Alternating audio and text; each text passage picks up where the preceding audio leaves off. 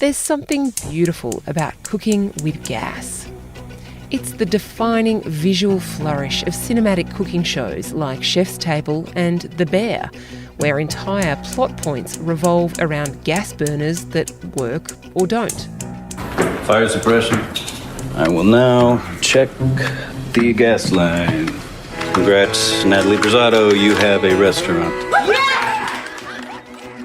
The sound of an electric hob switching on is not quite so romantic, but it's going to be the sound of all our futures. And if you think about it, this is something we all should probably have thought about before now. Gas is, of course, a fossil fuel. But we're transitioning to renewable energy, and the government's going for net zero by 2050, which means we all need to be using electricity rather than gas. Electricity generators can, unlike gas-fired power, be fuelled by renewables, wind, solar and hydro projects that feed into the grid. The transition to net zero means, eventually, no more gas stoves, no more petrol cars. But when? And are we going to be ready? Things aren't getting built quickly enough and they're coming in over cost, and of course someone's got to pay for that. Perry Williams is the Australian's business editor and a long-time energy expert. Perry and his team spent Wednesday ploughing through a big new report about the future of our energy supply in Australia, and it made for sobering reading. Household bills are going to remain fairly high, and I think it's just going to be a really sort of rocky decade, so time to strap in, I think.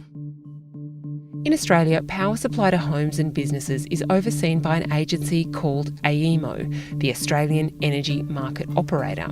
Its job is to monitor the generation and distribution of power, how much old-fashioned generation is going out, like coal plants closing, and how much newfangled generation is coming in, like wind. They want to see governments push ahead, and they're saying, look, you need to put your foot down now or we're going to be in trouble. This is also a call out to, investors and electricity companies, renewable companies. There's this massive pipeline of projects, but that we're just not really getting to the green light quick enough. So they're also saying, look, you need to, accelerate now or we're going to have big problems later in the decade. Okay, brace for some energy boffin jargon. Don't worry, we're going to unpack it. Considering only existing, committed and anticipated projects as per the Electricity Statement of Opportunities Central Scenario, reliability risks are forecast to exceed the relevant reliability standard. Translated, an increased risk we're going to see blackouts. AEMO is warning about the power supply being under threat in Victoria and South Australia as soon as this summer, and up the whole east coast over the longer term. Yeah, look, so what they refer to in this report is reliability gaps. They have quite technical explanations for what they're prepared across the power grid to be acceptable in terms of, how reliable the power grid is on a sort of 24/7 basis. And what they're saying is, particularly in Victoria and South Australia this summer, there's now an increased risk of reliability gaps. Now, if you get a few of these reliability gaps and, you get certain things going wrong at the same time, and of course, something we haven't talked about yet, the El Nino summer, which is fast coming down the line, then potentially you are increasing the risk of blackouts. So it's sort of just an early signpost that the power grid is going to be on edge, and AEMO and everyone else, households and businesses, need to be on alert. This summer is widely forecast to be hotter and drier than we've seen for a while, and if conditions in Europe and the US are any guide, it'll also be more dramatic. Wildfires raging on the island of Maui in Hawaii have claimed the lives of at least 55 people. A heatwave gripping Texas and much of the central US shows no sign of letting up. Temperatures. Several people are dead and many others are trapped after monsoon rain triggered floods and landslides in India's Himalayan region. Along with hotter weather comes higher demand for electricity. We're sort of turning on our aircon, using more appliances and devices. What that's going to mean is a couple of things. It's going to put more strain on those old coal plants, and AEMO has called out that they're likely to remain fairly unreliable in the next year ahead. So that's a problem. The focus on this summer is going to be quite intense. It's interesting actually. Last winter was when the power grid sort of went into meltdown. There was a lot of high demand, but with this changing weather pattern, the focus is very much switched to this summer.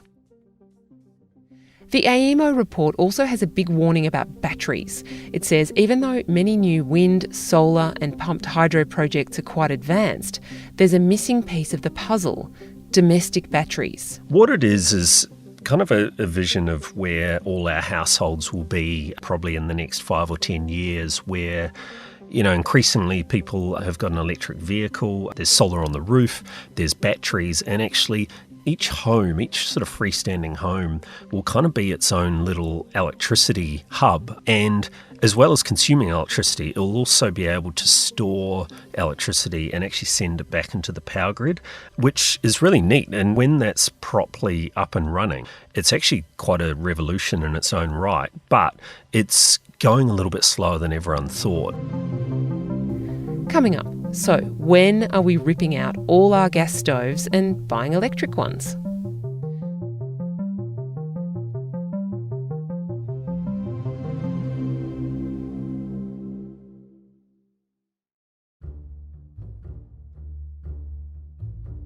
Much of the conversation about clean energy has so far been about coal, that is, getting rid of it. That's controversial, of course, as arguments rage about how fast we can replace coal-fired power.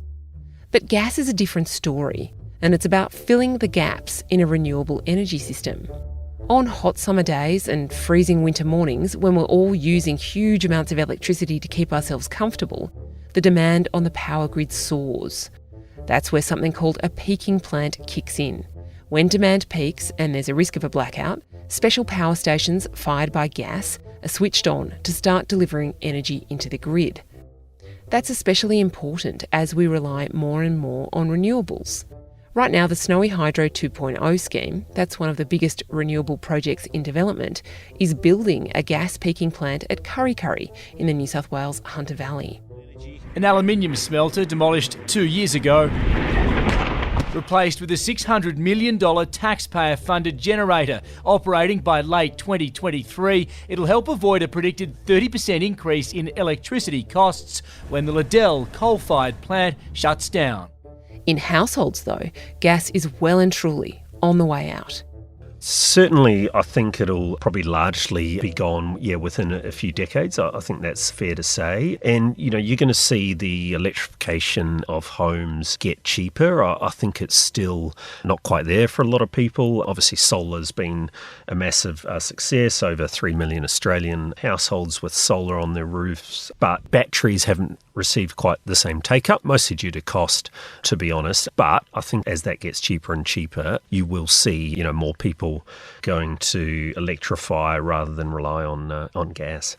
Is it something where appliances will gradually wear out, like we'll all get a new stove sometime in the next 20 years and it'll be an electric one?